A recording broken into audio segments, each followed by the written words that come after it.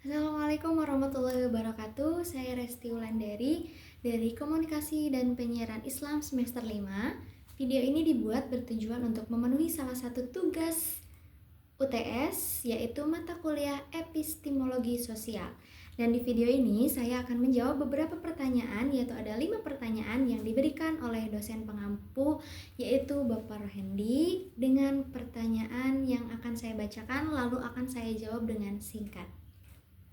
Baik, langsung saja di soal yang pertama, saya akan menjelaskan perbedaan epistemologi positivisme dan positivisme atau epistemologi sosial. Positivisme singkatnya merupakan pengetahuan itu dianggap benar kalau bisa diamati, diukur, dan dibuktikan secara ilmiah. Dan juga objektivitas itu sangat ditekankan di sini. Sedangkan aliran positivisme atau epistemologi sosial ini bertolak belakang, yaitu mengakui bahwa pengetahuan itu tidak sepenuhnya objektif karena dipengaruhi oleh nilai, bahasa, budaya, dan konteks sosial. Nah, jadi menurut positivisme, pengetahuan itu hasil konstruksi sosial, bukan sekedar fakta ilmiah.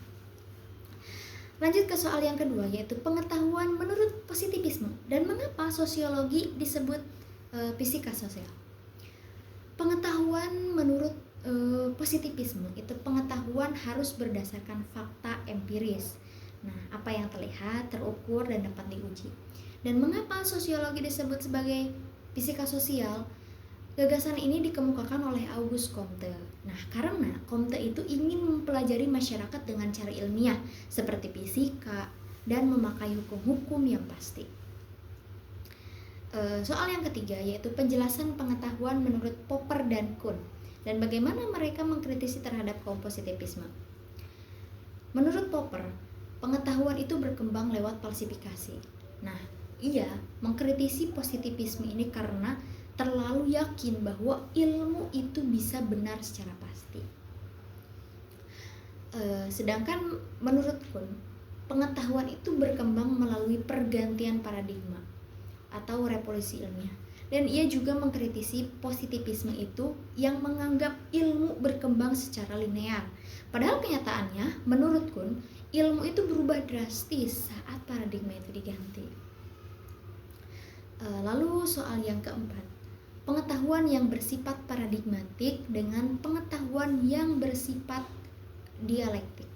Nah, pertama, pengetahuan yang bersifat paradigmatik itu pengetahuan yang dibangun berdasarkan kerangka berpikir tertentu atau paradigma yang memberi aturan cara melihat dunia. Sedangkan pengetahuan menurut dialektik ini merupakan pengetahuan yang muncul dari pertentangan gagasan lalu melahirkan sintesis atau pemahaman yang baru. Lalu yang terakhir yaitu pengaruh epistemologi positivisme terhadap peradaban modern atau kehidupan modern. Nah, di sini positivisme mendorong lahirnya ilmu pengetahuan modern, teknologi, industrialisasi, dan cara hidup yang rasional.